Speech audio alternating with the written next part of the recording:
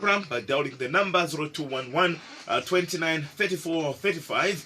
That's 0211 29 34 35 for your live call. Your text messages on 0965 8302 93. That's 0965 8302 93. Or better still, come through via our Unza Radio Facebook page. Like the page. If you haven't done so, you'll find an update status. Comment on it and we'll be able to read your comments just like that. This morning on the Lusaka Star, we are looking at 2021 budget expectations. Remember that the Minister of Finance, Honorable Walyangandu, is expected to present the 2021 national budget this coming Friday, 21st of 25th of September, the year 2020. And the question we're asking, what are your expectations from the budget presentation? My guest is Mr. Chendela Erasmus Mukondo, who is the PF Information and Publicity Desk Chief Administrator. Good morning, sir, and welcome to the program. Good morning, Honorable Lungu. I like the title. Yes, you have to continue enjoying the title. And I like the names, you know, there are a lot, and you like putting all of them together. Erasmus, Chendela, Mukondo, Musonda. Yes. Why all those names? You know, as a Bemba man, we love to have our own names, and you pick from our lineage. And as you know, we are very rich when it comes to the things of lineage. We are not like you, who just came from South Africa. But for us... At least we came from South Africa, but you came from Congo. Anyway, let's get to the discussion. Before we get to the nitty-gritties of our discussion this morning, congratulations for winning Lukasha and Mwansabombwe parliamentary seats. Thank you very much, Comrade Lungu. This is extremely a good period for us, especially that that victory, it's speaking volumes to our people, and then also to the Patriotic Front itself, because without having such a resounding victory in our stronghold, would have been people on the other side thinking of going to the exit.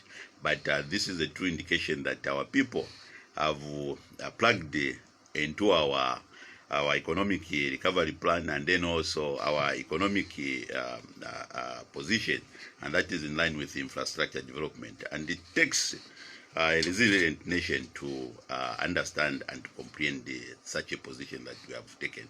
For us, we congratulate our people of Lukasha, Mwansabombwe, and then also one Edgar Chagwalungu.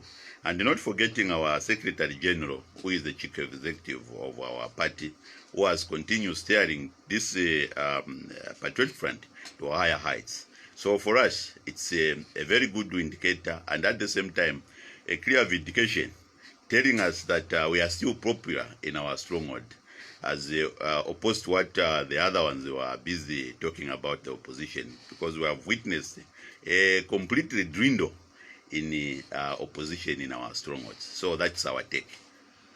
Of course, you may say you have experienced the dwindle, but contrary to your allegation, because according to the results that I have for Mwansabombwe, in Mwansabombwe, UPND got 850 against the Patriotic Front, who got more than 7,000. Coming to 2020 by-elections, we saw an increase. The UPND, who got 850 in 2016, got 1,500 in 2020. The PF, who got 7,000 plus in 2016, got 6,000 plus. So there is a reduction on the part of the Patriotic Front and an increase on the part of the strongest opposition. Remember, we had also those the other voters who are voting in line with the opposition MMD at that time. So you can find that the 600 was coming from those other people. But the Mwansabombwe vote, it's a resounding victory in the sense that we haven't significantly dwindled, because a lot of people, they knew that we are still winning, because that one we are just reclaiming what we had, because the member of parliament for Mansabombwe was 100% PF, but as opposed to Lukasha, that's where the successful story starts, because there we had an independent who had walloped us in 2016, but this time around, if you look, we were somewhere trailing almost around that number 6,000, but this time around we went up to 13,000.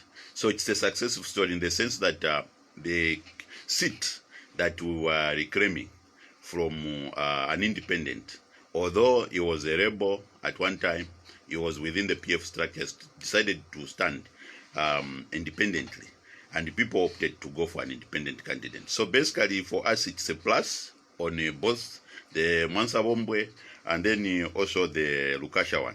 The Lukasha one, it is a resounding victory. And then also the Mansabombwe, we are telling our people to participate, to continue participating, not to say no business as usual. We know that the PF is going to win, because at the end of the day, people will be questioning us on our popularity. But we know that a lot of people, the silent majority there, they are for the Patriot Front. Because if you are against the Patriot Front, they would have lined up in larger numbers to vote against the Patriot Front. Because there in Mansabombwe, we had a PF MP who passed on. May so rest in peace, Honorable Kafue. Okay, before we get to what we have, one more question on the by-election. Yes. It is in Mansabombwe, yes, where we witnessed for the first time UPND getting 0 out of 600. But it is the same constituents yes, where the UPND increased in numbers. Don't you think that is worrying on your part? You win by 600 to 0, then come the final results, they increase from the numbers they got in 2016? Well, that's a true indicator that, you know, there are some portions of Wapula who are really excited and they are looking forward to 2021. And for instance, the people of Sesa, the Sesa Primary School polling station, which has been there in existence for a long time, participated the way we anticipated also to participate, because we have been calling for the people of the Northern Circuit to start participating the way we see the Southern Bloc has been doing. So for us to see the result of Sesa, it triggers that excitement. And at the same time, as I've already said, that the other one from 800 to 1,500, these are votes which are coming from there. Other people have always insisted to vote for the opposition, and this time around they wanted to vote for the UPND. So basically, we had such challenges to talk about when it talks about different polling station and then the overzealousness to participate. But CISA, for us, it's what we have adopted as a political rhetoric, so that everybody can get excited to participate in voting for development. For you know, the people of Mansabombwe have continued to enjoy development from where our late comrade Rogers left. So basically, for us, it's a true indicator of what has been happening in the southern region. So you don't expect also the South, is it the UPND to complain, but it's that people are learning from the way they have been participating, the way they have been patriotic, the way they have been nationalistic when it comes to participating in the elections. So that's what it is telling us. 2 weeks ago, or I can say 10 days ago, the Republican president of Zambia, Edgar Chagwalungu, did address the nation, and in his address he brought out a number of issues. Just your overall analysis on the presidential speech. You know, the presidential speech gives us a lot of hope and direction, especially where budgeting is concerned. And then also the keywords that he has spoken, that he has talked about, that is of remaining resilient that translates to seeing maybe austerity measures, more austerity measures to be implemented, and then also fiscal discipline. So basically with us, we summarize into about 16 points, among them which touch the agriculture, food storage, which categorically said that we were anticipating to increase from 500,000 metric tons to about 1 million. That speaks volume where food security is concerned. And we expect that these fruits that we are anticipating to trickle down to our people so that we can strategically reduce the prices of mealie meal and then also other commodities that depends on this cereal. So basically others, he talks about the COVID pandemic itself, that will continue with agriculture distributing of inputs, which is very cardinal. And with that emphasis, we are seeing ourselves to work to help each other so that we remain focused. And at the end of the day, we make sure that the farmer at the end of the day produces the so much needed resource, the so much needed food security that we need. Others, I think you also talked about the youths must participate in form of cooperatives, and he brought an example of one of the youths, Mamwe, that has been spearheading these cooperatives so that they can participate into the mining sector, where we have now the gold mining, so that they can participate in adding more value to the economy. So that speech in itself speaks volume. Others were electricity generation, we are expecting to increase.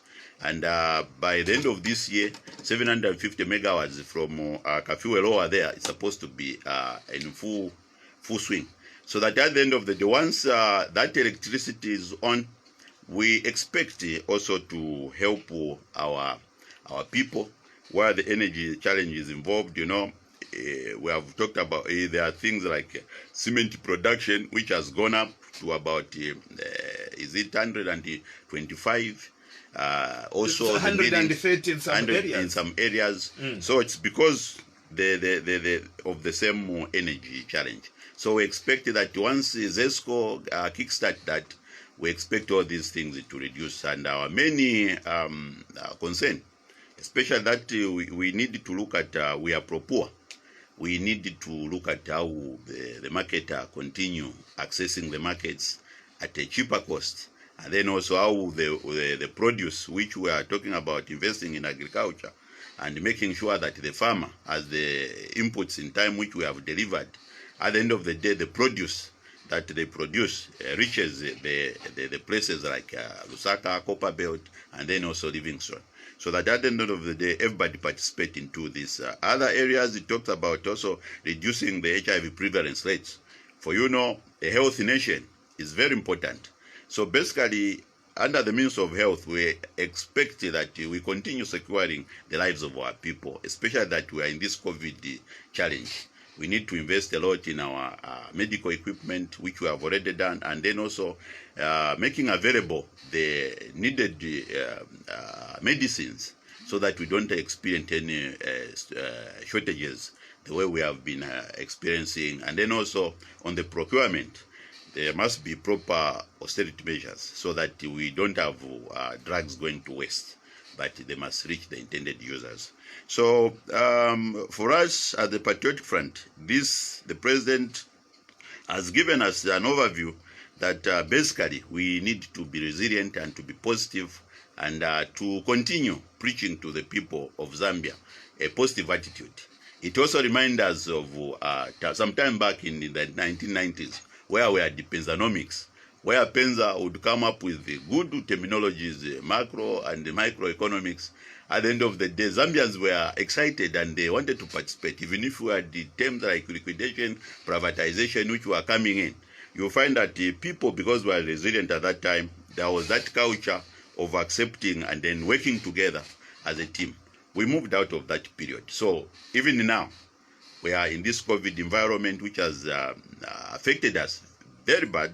So we anticipate that as we move on, especially with this package, the 10 billion package that they have given, you don't need a bigger package, but the 10 billion package can trigger a lot of activities, especially that as we are going into 2021, a lot of projects will come to completion.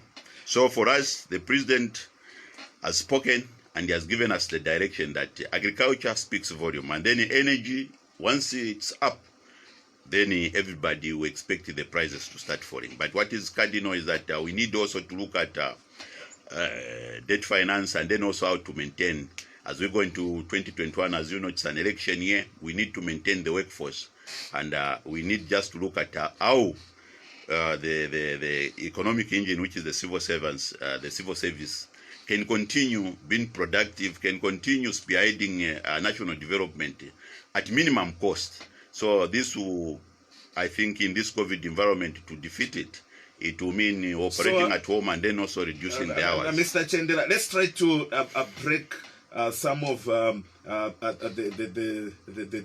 sentiments which were made by the Republican President of Zambia, Yes. Edgar Chagwa Lungu.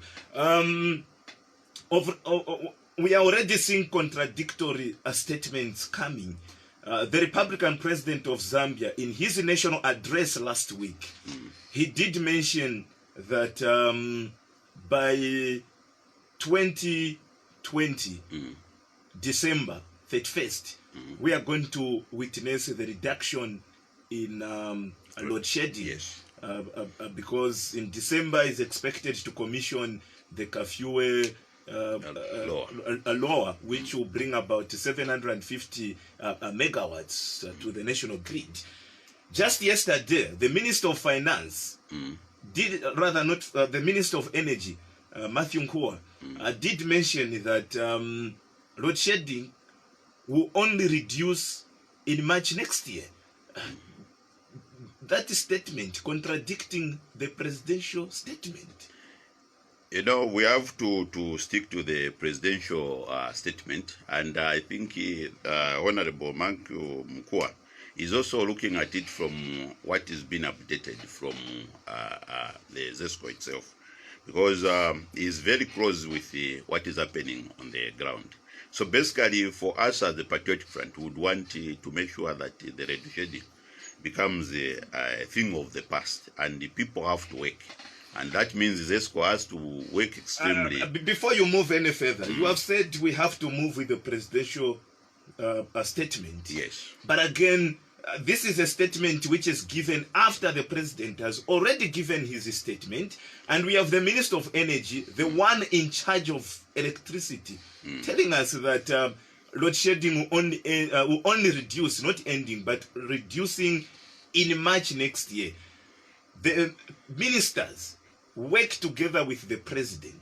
They sit together in cabinet to plan on how they are going to run the nation. How come they are issuing contradictory statements? They are not a contradictory statement in the sense that an appointee who is in charge of energy is trying to speak on behalf of ZESCO. And you know, civil servants, they are very good at buying time. But what is important to us, we have to demonstrate the political will. And the president has spoken. And the people of Zambia, they want load shedding to come and end. And they would want it to end as even as at tomorrow, not as even in next month. So basically, for them, they are incorporating all these views of the water levels. They are also looking at the water bodies, and then also what the predicament we are going through, the procurement system which has been affected by the COVID, and then the personnel, the experts who are coming from China.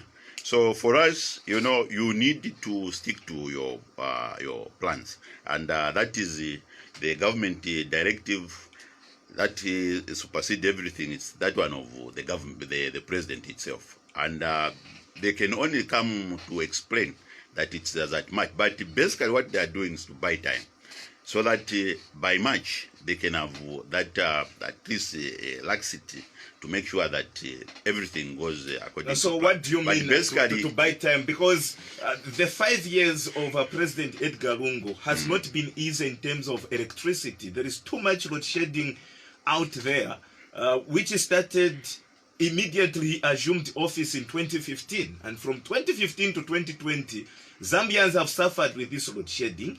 And the minister is saying load shedding will reduce in March next year. Mind you, in April next year, the president is expected to dissolve parliament. And official campaigns for 2021 general elections will kickstart? Look, road shedding started in Mwanawasa's time. In Kaunda's time, we never had such technologies. In Chiruba's 10 years, I think we experienced one blackout. Somewhere like in 1998. Mwanawasa, that's when we started road shedding, somewhere 2006, 2004, somewhere there. And then it culminated into where we started, I think, as a Patriot Fund in Of course, the road shedding of Mwanawasa and Rupia Banda can't be compared to the road shedding we have seen under President Lungu. Under President President Sata, we never had more than 8 hours of load shedding per day. It only started after 2015. Look, you must appreciate the fact that we have not been investing into this energy sector for quite such a long time. And on the other side, we need also to bring in the issue of the El Nino, which we started experiencing somewhere like 2010, 2011. And it culminated into that the periods which we are talking about, 2015, 2016, and then 2020.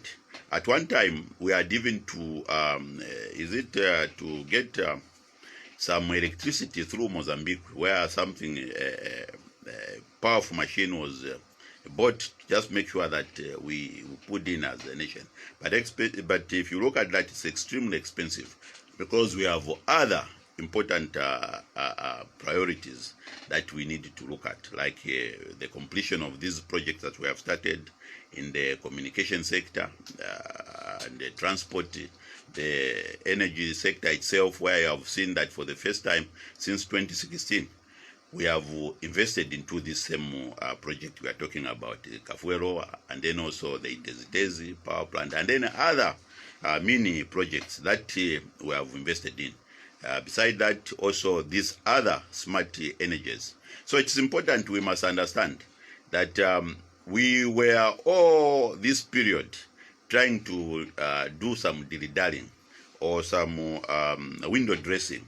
But actually, when the Patriot Front came under the leadership of one Edgar Chagorung, he said we have this deficit of about 831, and we need to meet this challenge head-on. And we have seen a lot of investment going into the energy sector. About 3.9 billion has been put into the energy sector. And this is where we stand now. The past 5 years, we have investing in a very big, huge project, and that is in the energy itself. If you look between 2015 and between 1964 and 2016, we have never seen such investment. So basically, if we were to put 3 billion into just buying electricity from outside, would have been just massaging the problem. But we decided to put that 3.9 billion into infrastructure development, so that for the coming 100 years, we will deal permanent with the problem. That's why the president in 2016, he said that I'm going to start making decisions which will be very hard, especially on our people. But these decisions, they will make me somehow very unpopular, but they will be decisions that will permanently address our problems. So that's where now we stand. Instead of putting that 3.9 billion in servicing and massaging the problem the way when we have a problem, we'll go to Mozambique, we buy, we go to South Africa, we buy, so that we will continue producing at the normal rate. But this time around, we said, let us forget about that massaging approach, but let us treat, cut this problem. Obviously, you'll be able to break it down as I ask you to bring out your budget expectations. But let's continue looking at the presidential speech. Now, President Edgar Lungu inherited an economy which was growing at 6.5%. Last year, as he addressed the nation on the official opening of the fourth session of the National Assembly, he projected that the economy will grow at 3%. Unfortunately, bouncing back a year later, last week, as he was addressing the nation, he did admit that the economy, instead of growing at a positive 3.5% as projected.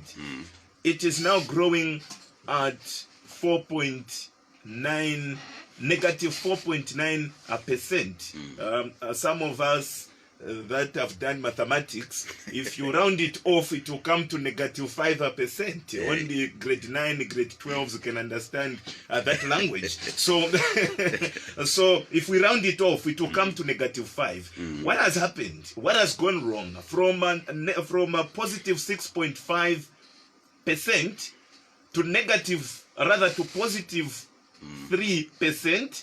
And in just 1 year, we are talking of a negative 4.9%.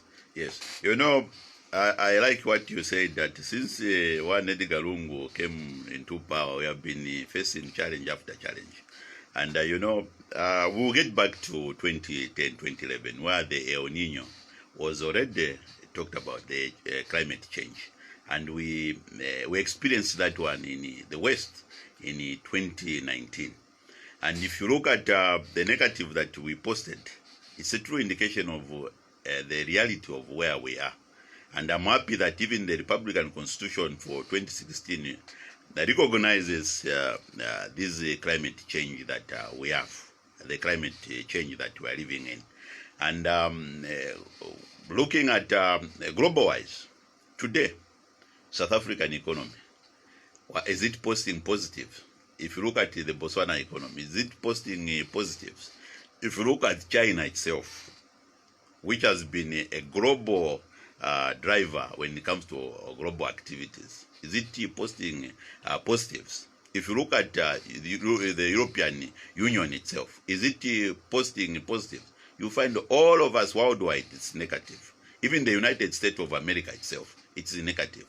So basically, we are in a global village. And this is what we have been talking about. We will need to operate in an economy where there are 4 things that affect us. And that is the open markets.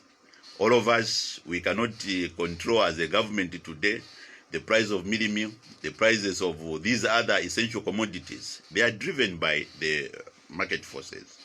The other one, among the 4 horsemen that control this economy, it's the globalization itself. You see, even COVID itself, because of globalization, people travel from one place to another. These the planes, they have spread the airports. They have spread the COVID around the world like in a flash. And people talk about COVID speed, which we have never witnessed before. But in our generation, we have experienced that. So the other aspect is the internet itself and the information on which now the financial markets sits.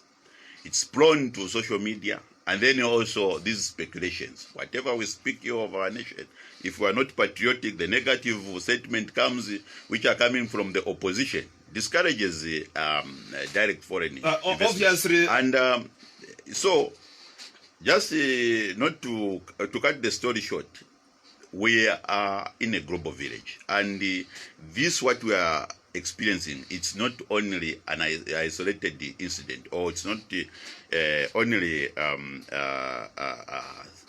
restricted to Zambia, but even to all our neighbors, it's the same. So basically, this is a global challenge that we are in, that is climate change, which has been settling bad on our energy thank you sector. very much. Of course, the issue of climate change have been overemphasized, especially from the patriotic front. Obviously, some of us came to know about climate change in 2010, 2009, though it has been there. The people that are much into environmental studies will tell you that the issue of climate change started as 2 decades ago. Yes. The president did mention. But again, the willpower, the political will to address this problem. I'll give you a practical example. In 2018, when Honorable Margaret Mwanakatwe, the former finance minister, was presenting the 2019 national budget, she did allocate 1% of the total budget to environmental protection. And obviously, when we talk about environmental protection, we are talking about addressing challenges of climate change. She did allocate 1%. When the Republican president of Zambia came to open the 4th session of the National Assembly in 2019, he did mention that Zambia has been hit badly by this climate change. People accepted. But again, the contradiction I talked about earlier, when Honorable Nganduwalia, the finance minister, came to present the 2020 national budget, he reduced it. He reduced to 0.5. To 0.6. Now, you can see the contradiction there. Yes. Honorable Manakatwe puts it at 1% when the president is not complaining about climate change.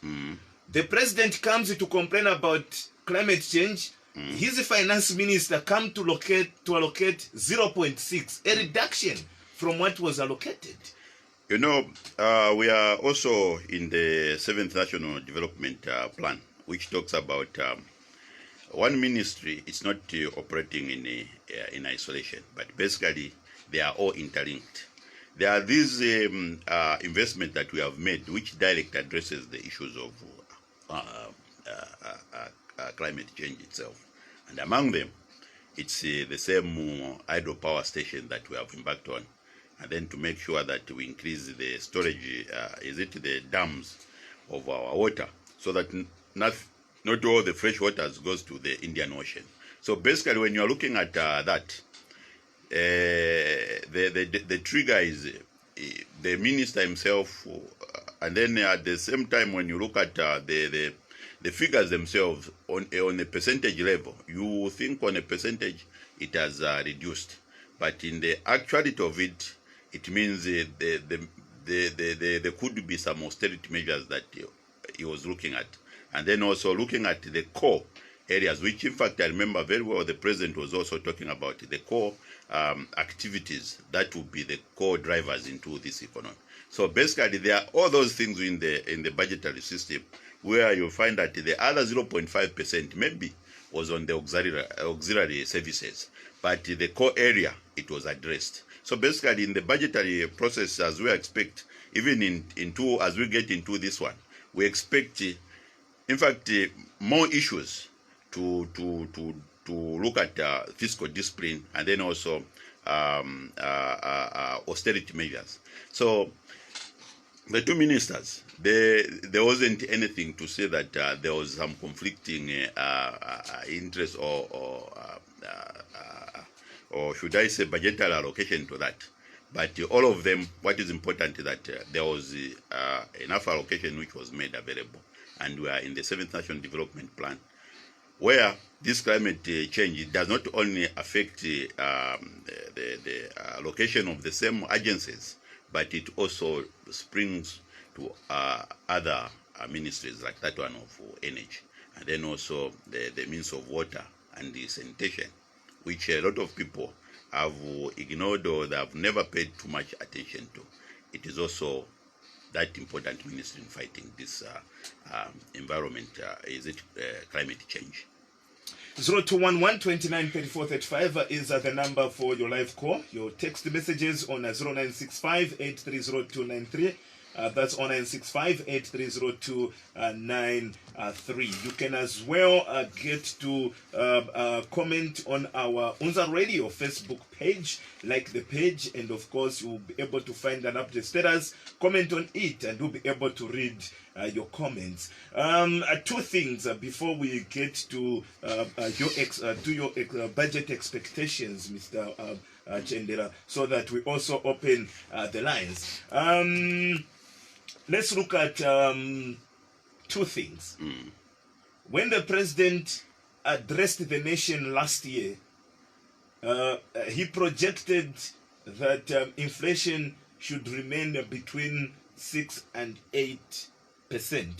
Today, as we are talking, inflation is at 16 to 17%. The other issue, the president did project that the kwacha should be stable at 15.6 and 15 kwacha. But as we are talking, the kwacha is at 20. The dollar against the kwacha is at 20. At 20 kwacha, 19.8, somewhere there. You know, we have to come to the fact that everything was thrown into more like disarray, especially with the coming in of COVID-19. If we never experienced COVID-19, the situation would have been almost the picture that the president had said last. How sure are you? That with the coming in of COVID, I'm very sure, because I've experienced COVID myself from my working place, where I'm made to operate now almost on a half hours, and that is almost 4 hours instead of 8 hours. And also, it has affected almost all our activities. And you know, COVID, when it came in 2020, that is March, almost close to about 7 months ago, we had to go into a partial lockdown. Other countries, they have even witnessed a total lockdown, and America is among the countries, the United States of America is among the countries that witnessed the worst. But when it comes to us, the challenge is that we are landlocked. We depend on also the accessibility of our products from the international community, and that is our neighbors, the 8 neighbors. That's how we access, and then through air. So basically, with all that taken into consideration, COVID has done us a lot, in the sense that there are people like the teachers who just started working last week. There was for those who are in the private sector, they were affected. Literally, they stopped receiving anything. And if you look at where the economy is, we are dependent on the private sector, which has been hit very negatively. And you know, it requires everybody to understand and to comprehend that this COVID-19 is real, and it has affected us very badly. And this is the reason why the president in his speech talked about that we will continue, despite having these challenges which are surrounding the COVID-19, we'll continue helping our farmers to have the inputs, the farm inputs. And then also, there is also need to put an emphasis that once this COVID-19 goes away, we expect everything to normalize. But the people of Zambia, they have been so far, they have shown that resilience, and we are expected to rebound. And this is the reason why the economy went into the negatives. So basically, the COVID-19. But the economy has been going to negative from 2015 when the president took over. Remember, the president was sworn in January 2020, and just as I stated earlier, he inherited an economy which was growing at 6.5, and in 2019, when we didn't even have COVID-19, it was growing at 3%. I thought I've answered that one, because I said, look, if that one is a global challenge, because not only Zambia, the position where we start, even the European Union, they are in negative. Look about South Africa, it's negative. Because South Africa is negative, we have to be negative. I can say the whole African continent so in is short, negative. Tell me which nation is posting positive. Let's put it clear here. Have you failed to manage the economy? We have not failed to manage the economy, because one of the indicators is that the workforce, which is the engine of this economy, it's a civil service. Everybody has been paid, and we have continued paying our people, the strategic people in our economy. Where you find that the economy has come to a standstill or to its knees, the civil servant will stop receiving their salaries. But we have made sure, despite moving into this economic difficulties of the COVID environment, we have continued sustaining our economy, and we have remained resilient. So we have not failed. We have continued being resilient, and that's secured. And our people appreciate the position which this government has taken, despite going through these hard challenges. If you look comparative with those who wants to replace us, those who are talking about total shutdown or lockdown, would have moved to the West by now. But I think the wisdom and the intelligence of our president, it has seen us to be where we are. and as a nation, we have continued growing. But very soon, with that coming in of the energy, once road shedding is done away with, we expect things to start moving. Before I ask you about the expectations that you have, when the Patriotic Front came into power in 2011, we see them go into a massive borrowing, and we were told that they were borrowing and not for consumption, but for development, according to what we've been told. And people kept on talking. In 2012, you borrowed the Eurobond. People talked. It was defended. 2013, 2014, the situation has been the same. Now, the latest that we have is that the Zambian government has written to Eurobond holders seeking suspension of interest payment until April next year to cushion the economic impact of COVID-19. Now, government, according to the story I have, it says government will engage holders of 3 Eurobonds totaling $3 billion to defer interest payments to next year. Secretary to the Treasury, Fredson Yamba, says in a statement. So now we are asking the Eurobond holders to freeze our interest for the next 6 months. That's one wise things to do. That's what the wise government does. Otherwise, if we are not moving into that path, we expect things to worsen and will continue struggling. But what is important is that you have talked about consumption is that we started is it immediately we ushered into power. It's important also to state here that people have continued seeing the infrastructure development that has been dotted around across all the ministries. Communication towers have been constructed, schools have been constructed, hospitals have been constructed, roads that have been done and repaired, and we have continued even decongesting of the capital city of Lusaka. And then also, if you talk about the same energy, people are seeing these physical things that we have involved ourselves in, and that is some of them the idle power station. So it's true, we have stood by our promise of our people. They have seen this infrastructure development which has been dotted around the nation, and we expect that a lot of these structures which we have been seeing being commissioned by early next year, first quarter, we will see that a lot of them they will be in full swing, and that will mean tourism, money will start coming in. The energy sector itself, we are expecting even to start exporting, because our target is we must, moving from the deficit, we must become a net exporter. Now, coming to our permanent secretary, Yamba, I think that is very commendable in the sense that if we can be given that breather of 6 months, it's like but don't you think the request has come late? Because we have not been answered yet. The finance minister is preparing for his budget presentation, which is coming on Friday. Today it's Wednesday. And we've not been answered. Now, how is he going to budget if at all the answer delays? It's never too late. And as a resilient nation, because we normally budget for the whole year. So basically what is requesting, it's timely. And we still have about a quarter in which to see to it that next year's budget is properly supported by our stakeholders. And if you see to it, if you look at the 3 stakeholders, the Eurobond things, you find that these strategic partners, the traditional ones, the World Bank and then the IMF, they are not there. You find that these are the people that we are relying on to come and bail us. And especially that we have this COVID environment we are in, it's timely that we should seek that path. We've been asking the IMF to come and bail us since 2015. Yeah, 2015, yes. 5 years has passed. Don't you think even this time they won't come to our aid?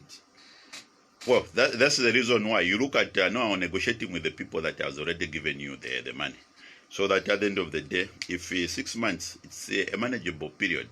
They just have to look at it like, you don't have to milk the cow to the bone.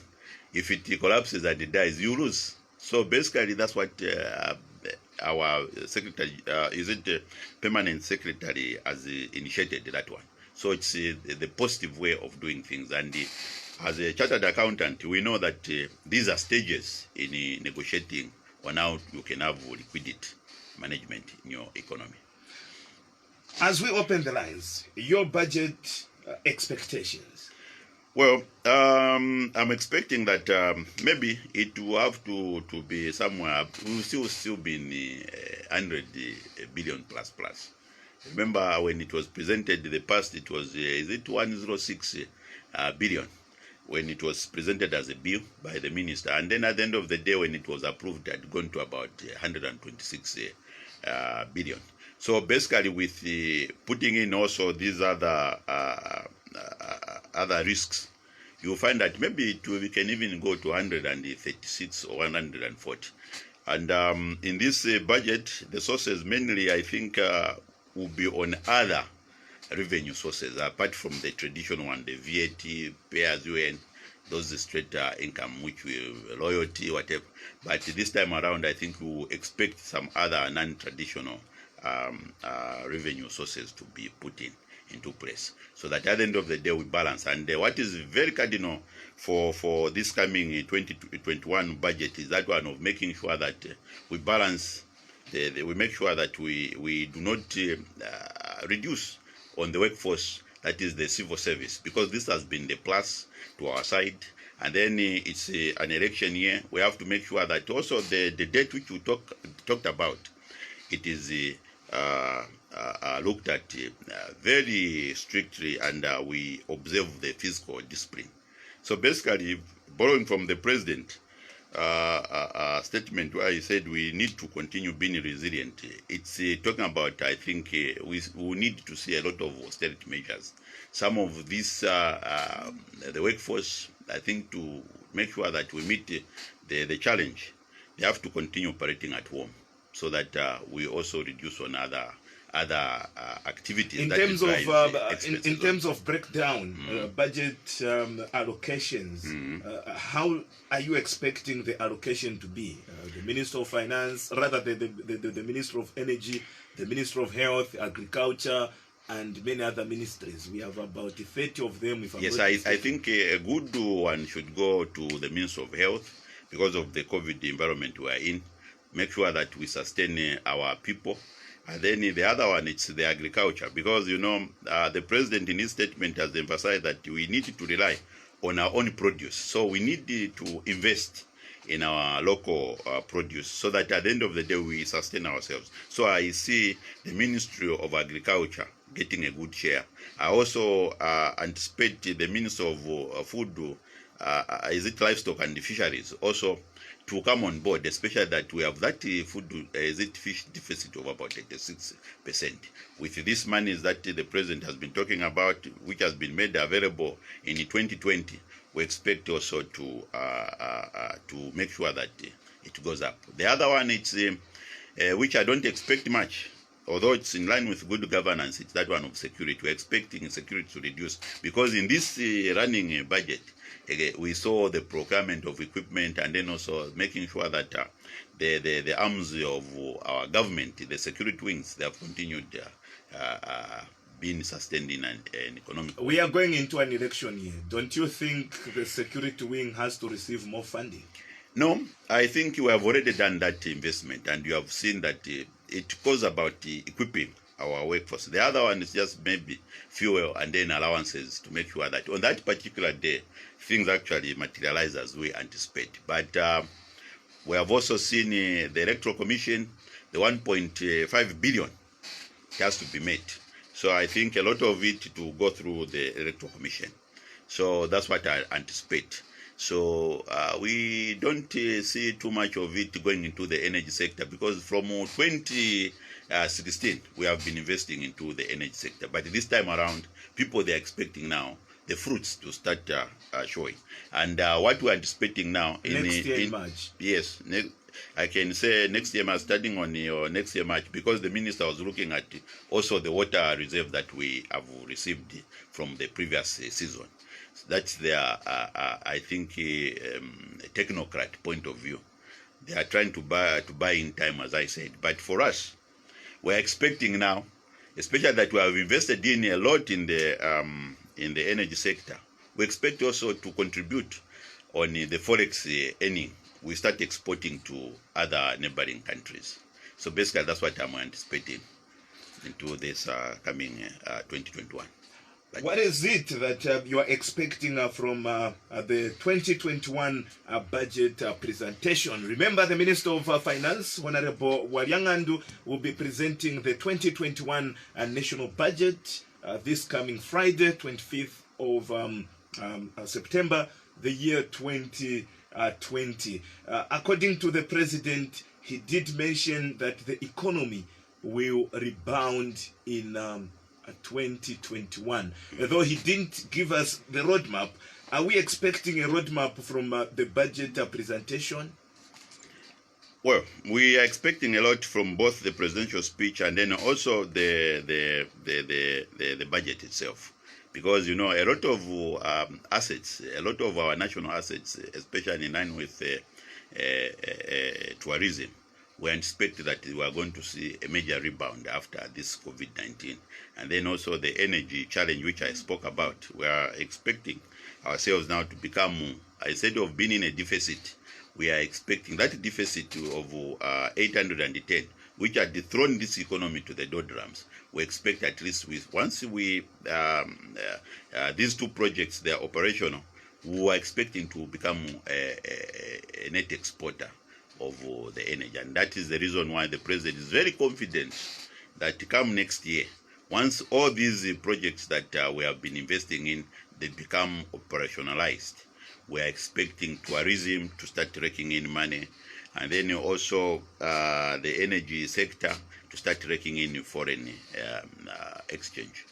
Let's accommodate our followers out there. The number is 0211 29 34 35. Come through, and of course you'll be part of the show just like that. You can as well come through via our Unza Radio Facebook page.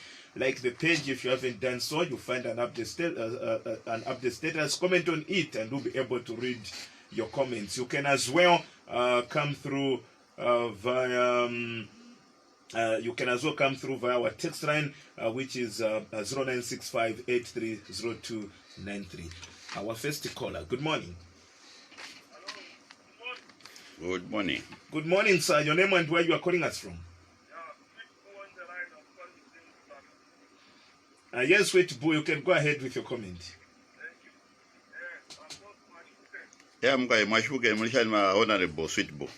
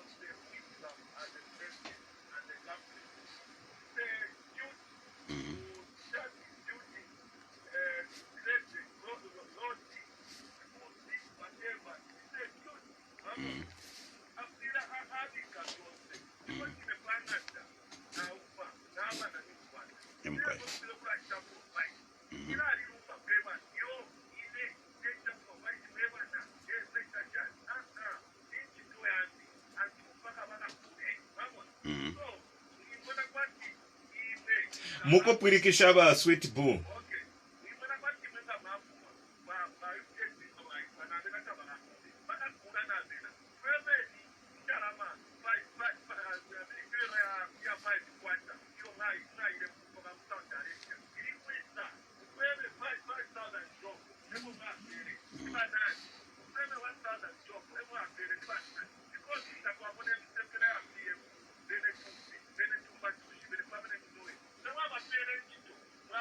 Thank you very much for coming through, Sweet Boo. Please, as you come, make sure that you don't bring in other callers. We don't want to divert the discussion into gunning each other down here. Let's discuss and let's be constructive in our contributions. Hello, good morning. Good morning, Imwe Bakorwe.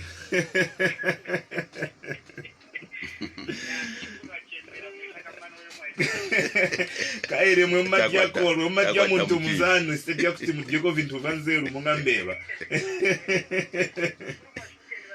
Bwino mungabalisha mkwai. Abana totero.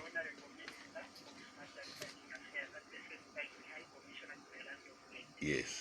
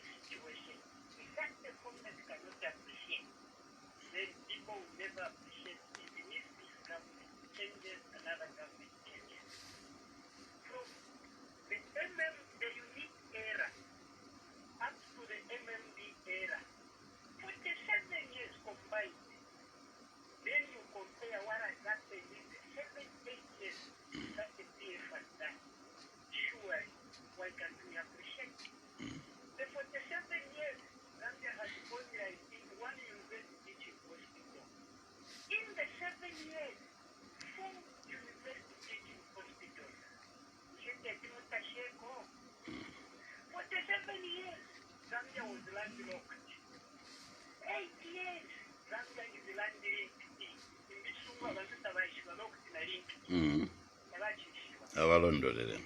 How many public universities were there? Some not mistaken, only two. Atari ko mweveni huyo. Mweveni.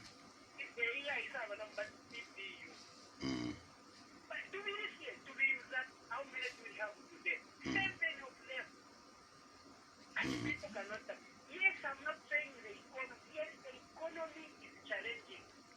Not only here in Zambia. In other countries, they are there because you were here in Zambia.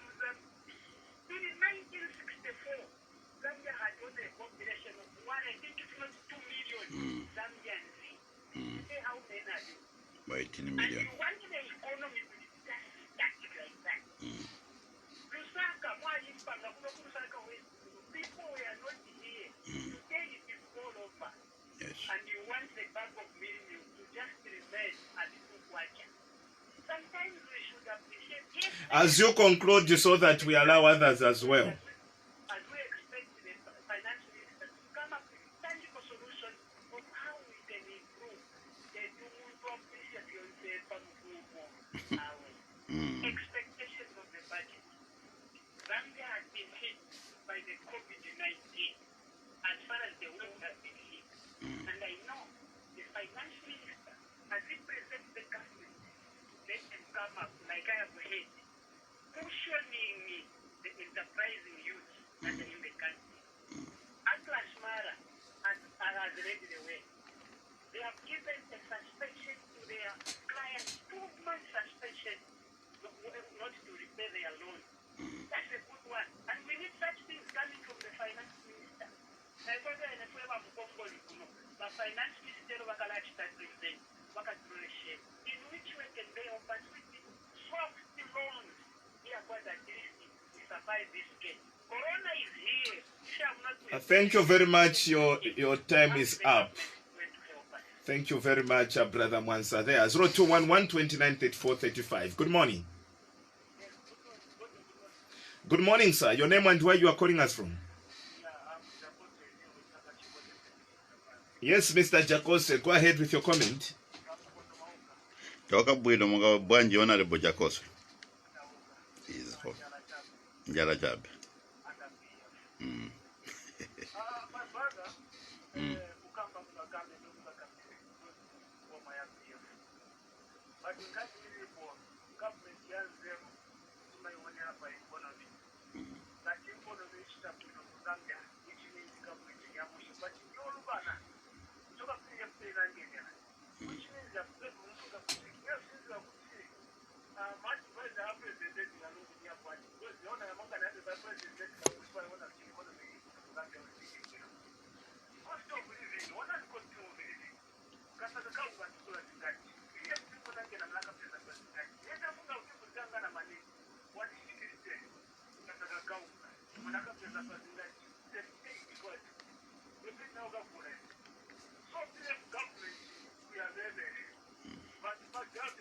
So, what is your 2021 budget expectations? A time is asira gairi.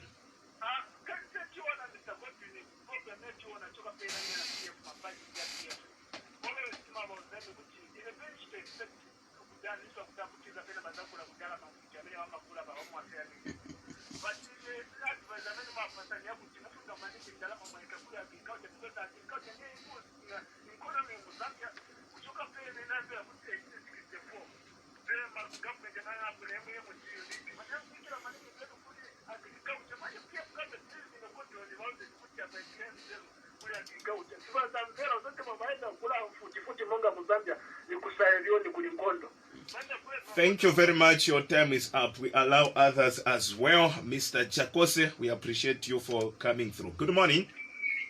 Yes, good morning. How are you? Yes, sir. Your name and where you are calling us from? You are talking to Govt within Lusaka. Yes, Brother Morgan, you can go ahead with your comment. Yeah, yes, comrade. Comrade, how are you, Brother Morgan? We are okay.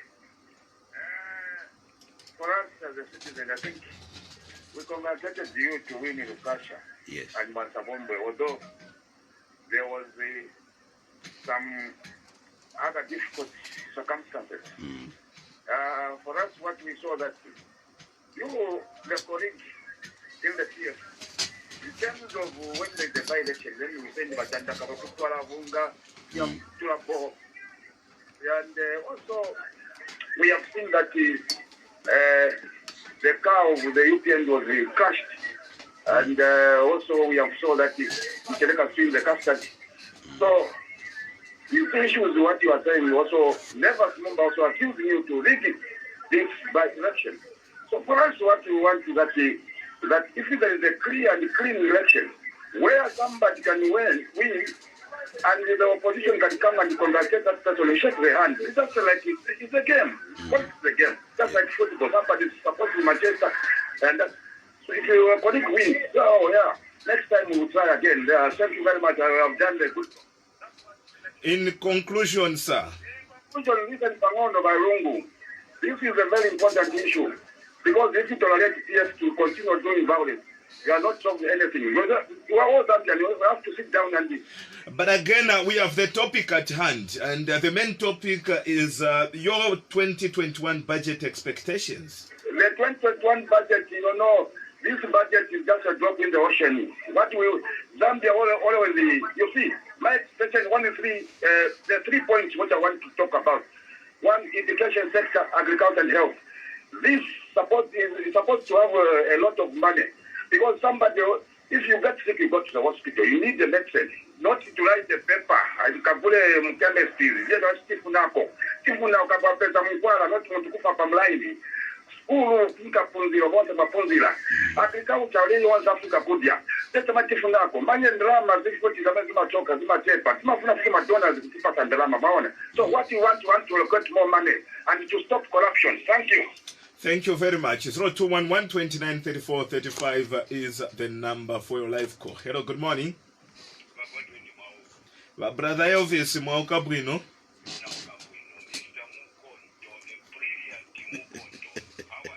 Fine, brother Elvis and the senior citizen. You see, as the brother Unza said, Boba go doing the Imbeba Shari Batova San, Festi, Turante Konaimu. You see, the Lusaka and the Mansabombo election are a litmus test, and it has proved that the PF is still strong on the ground. Mr. Elvis, how do you do a litmus test at your own home ground? Because that is your stronghold. It is our not home I don't want us to debate about that, but just a reminder. Remember that PF has been winning in Northern Provinces since 2001. In 2001, they didn't win, but of course they produced their first MP. They started winning ward elections from Northern Province, and from 2006, Luapula and Northern has always been going to the Patriotic Front. Good. I like your understanding of these things. But you see what is on the ground. You have read what the people have said, Dika. They are saying, especially the opposition, are saying that the people have changed, that they are saying they want to change. Everywhere you go, the people are saying they want to change. Where is the change when the PF is penetrating even in the strongholds of the UPND?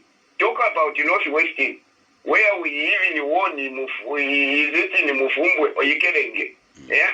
Those are the UPND strongholds. So where is the UPND penetrating? It is a dead carcass waiting to be buried, the UPND. You cannot go and insult the people, insulting like that in Lusaka and thinking that... Let's come to the topic. What is your budget expectations? As usual, that everything is going to be okay. In the issue of health, I think that's where the government should put much money because of the COVID-19. Agriculture also we would like the government to look into it, because as Mr. Mukondo said, the president wants us to be producing our own locally produced commodities. And you know what, Godwin, this country is an import country. So if we continue importing, we don't think our kwacha will gain value, because we have to produce and export so that we have foreign exchange. I was seeing on Al Jazeera where Iceland, this is a very rich country which has gone in recession. I think it is Iceland, yes. It has gone into recession because of the COVID-19. So also in education, I think our children have lagged behind. There is a need for resources so that our children can catch up with what they lost. Also in the energy sector, whereby electricity has been thrown in the flesh, where industries should operate properly with no disturbing disruptions in electricity. I think a lot of money should be pumped in so that all these projects which are lagging behind in the energy sector should be finished so that this country can put the issue of load shedding to bed. Those are my expectations. Thank you very much. Your time is up. Mr. Mukondo. Yes. Will you agree with me that the wind of change is only felt in some areas in every year of election? Yes, the wind of change is only felt in some areas, especially maybe in those UPND dominated areas. No, I didn't want to bring UPND into the picture, but just to give you an example, Lusaka Copper Belt was experiencing the wind of change. We wanted the wind of change in Lusaka and Copper Belt. But in Eastern Province, it was something else. You were whitewashed in 2011, despite winning Lusaka and Copper Belt. Yes. The entire Eastern Province voted for MMD. And the other areas that voted for MMD as well. So if you win in your stronghold, like the way MMD won in, your, in their stronghold, that does not make that does not mean that you have to be relaxed, because you may experience the shock that MMD experienced in 2011. You know, I like your analysis of how you said it. Very historical when you said the PF has been on the positive when it comes to these ward elections in the northern region, especially northern province, Luapula, Eastern province, against MMD. On what level we have been winning, and that has been showing that we have been on the grassroots. And then when we came to Lusaka, that was 2006, we managed to uproot the UPND and then the FDD from Lusaka. And then on the Copper Belt, we uprooted the MMD. and we also went into Luapula. The northern region, we used to share almost, I think they used to beat us because they used to have a lot of seats they're about 22.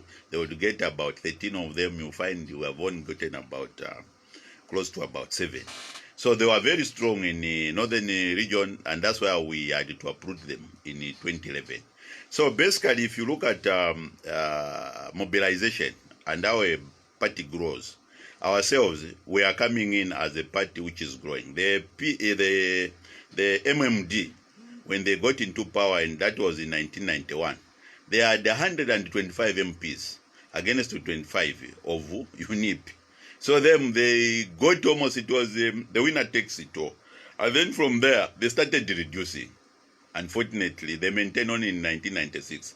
2001, they started dwindling.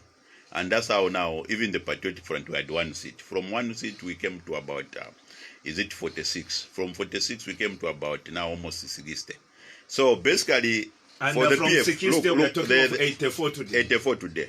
So we are a growing party. We have never enjoyed what MMD had enjoyed when they were ushered into power. We are also looking forward to having at least 125 MPs. So for us, the cave is that one of growth.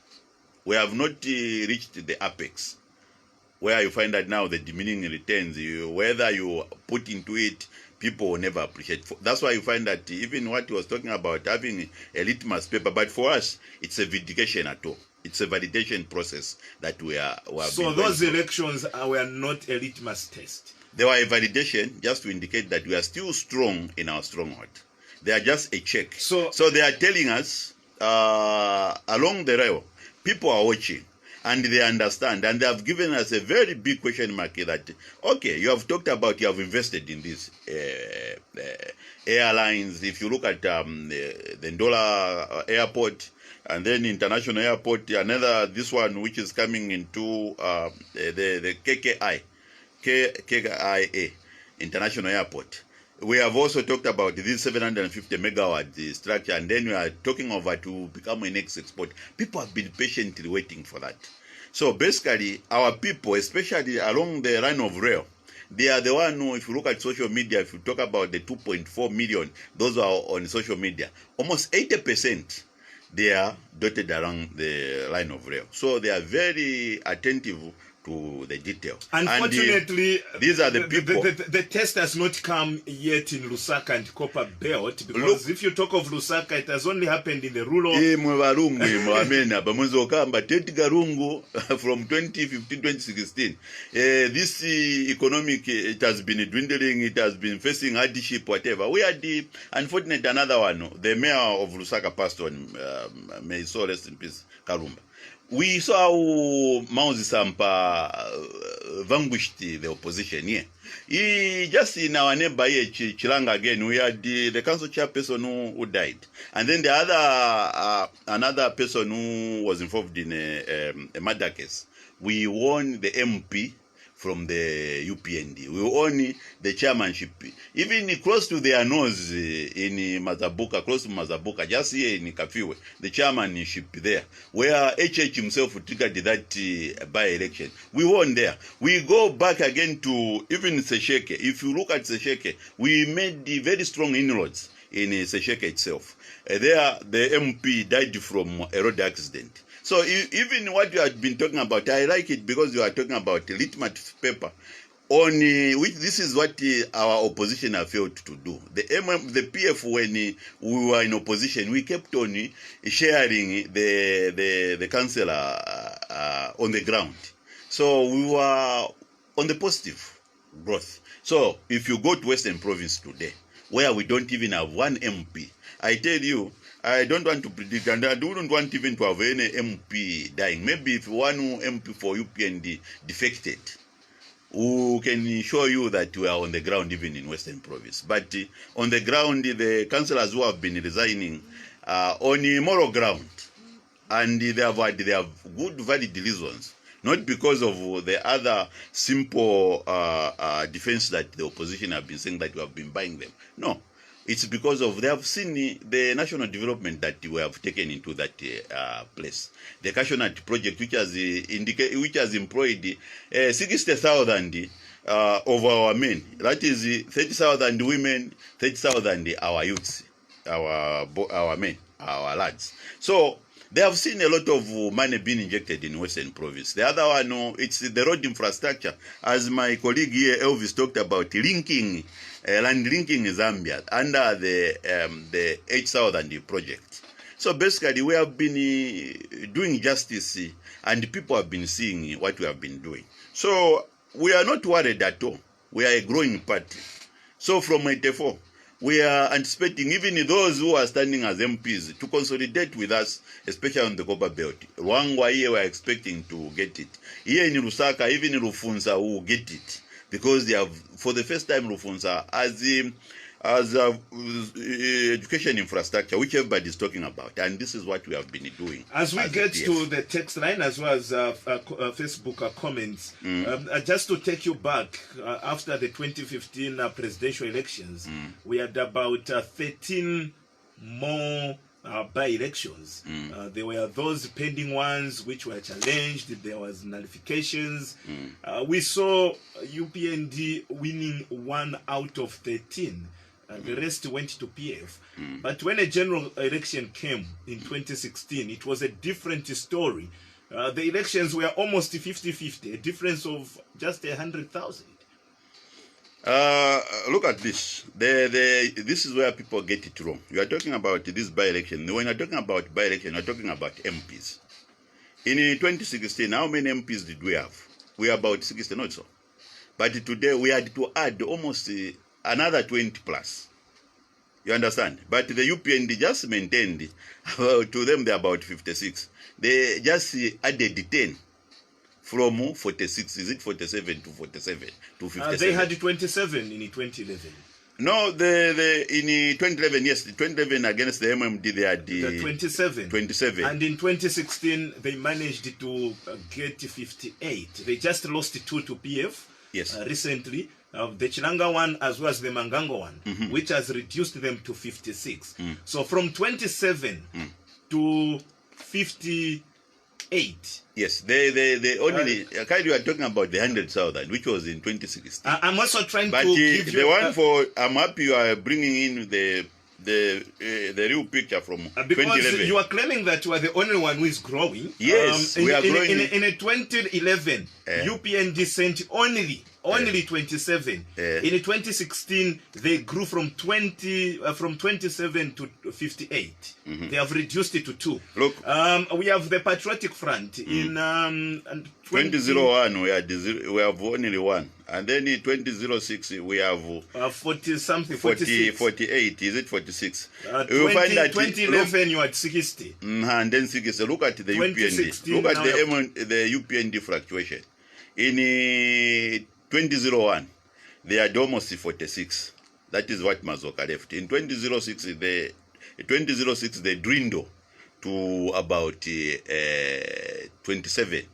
The number they maintained in 2011. The 2006 they maintained, and then in 2006 they reduced it to 27. No, then they reduced that they maintained the same number in 20. Yes. I think in 2006, although I haven't followed their pattern, but I know there wasn't any effect that in 2001 Mazoka left 49 MPs, sent 49. Yes. In 2005 he died. 2006 we had general elections. They reduced it from 49 to 27. They maintained the same number. Yes. In 2011, the same number they sent in 2006 is the same number they had in 2011. Yes. What is important is that 2006 they had dropped to 27 from 49, and then they had a rebound in 2011 to about 50. Is it about 40 something again?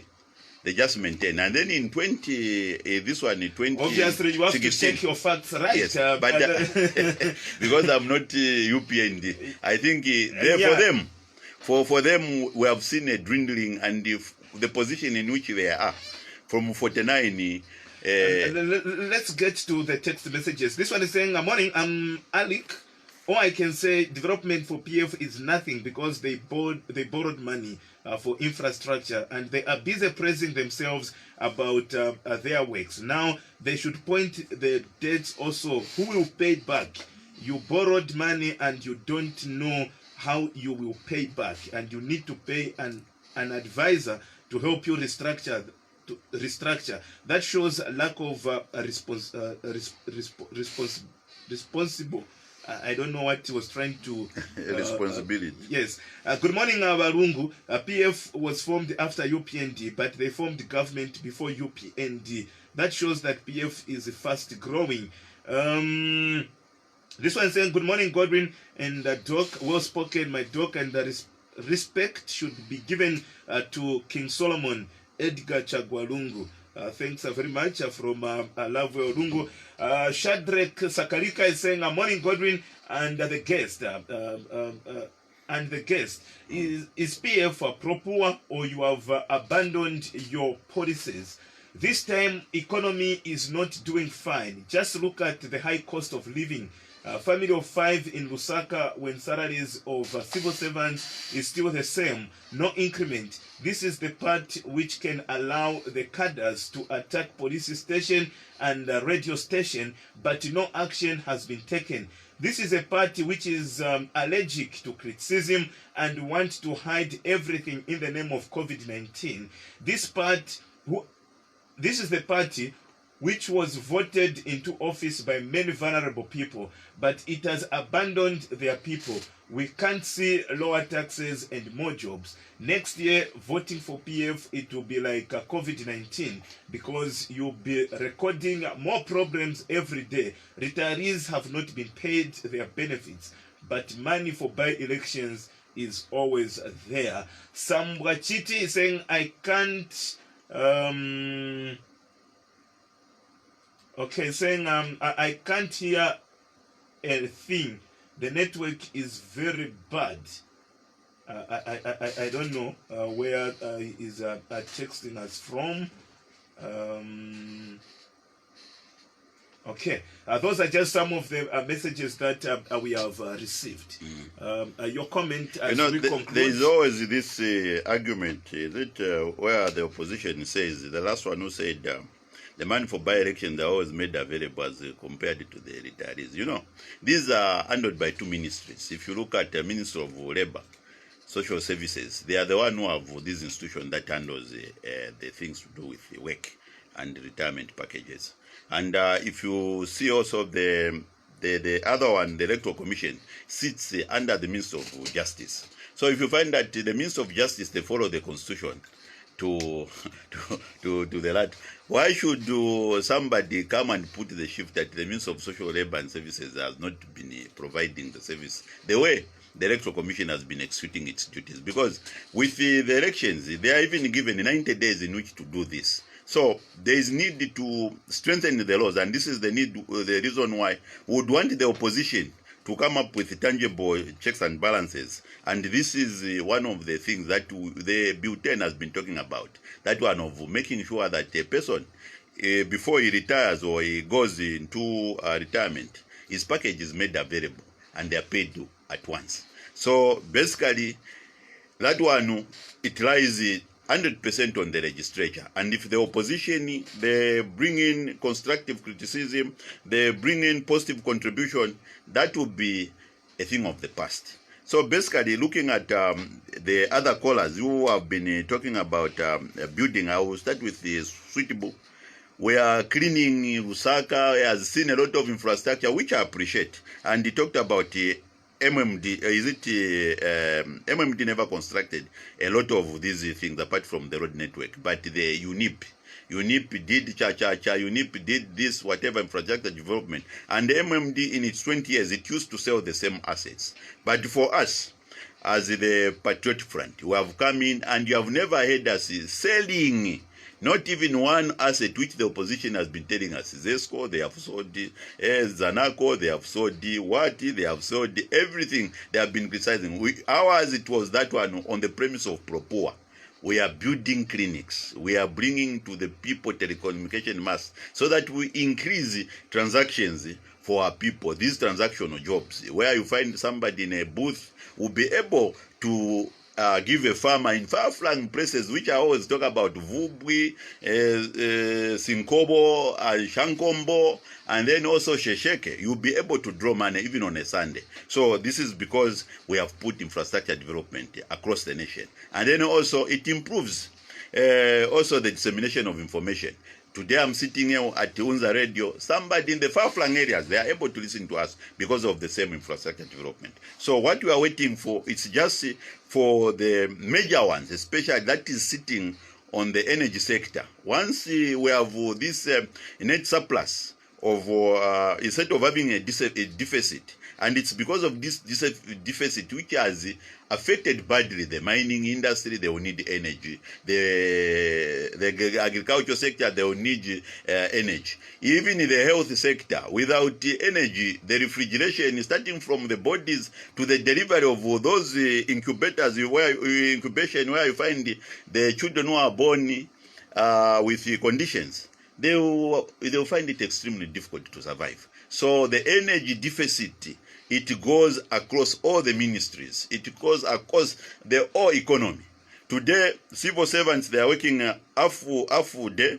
Why? Because we are trying to save on the same energy consumption. So basically, we are very much concerned and we are very much alive to the fact that all these measures that the president in his speech had indicated, I think all my callers here, they have talked about agriculture, education, they have talked about health, and that's what is important, and that's what the president has already indicated that that's the only way we are going. So, Comrade Rungu, make sure that this year, Papa Mena, Taifule Alokela Mukakopo, at least produce 12 bags of milk.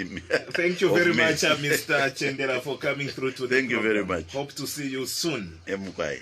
All right, that's where we end today's edition of the Lusaka Star Radio Magazine program. We are looking at 2021 budget expectations. As you are aware that the Minister of Finance, Honorable Walyangandu, will be presenting the 2021 national budget on 25th of this month. 2020, which is just after tomorrow, Friday afternoon. And of course, my guest was a PF Information and Publicity Desk Chief Administrator of PF Social Media, Mr. Chendela Erasmus Mukondo Musonda. So many names. And of course, Godwin Lunga, my name's. We are back on radio tomorrow, same time, same place. Do join Yamiko Banda as it brings to you another exciting edition of the Lusaka Star Radio Magazine program. Until then, bye-bye and enjoy your day. Over my soul.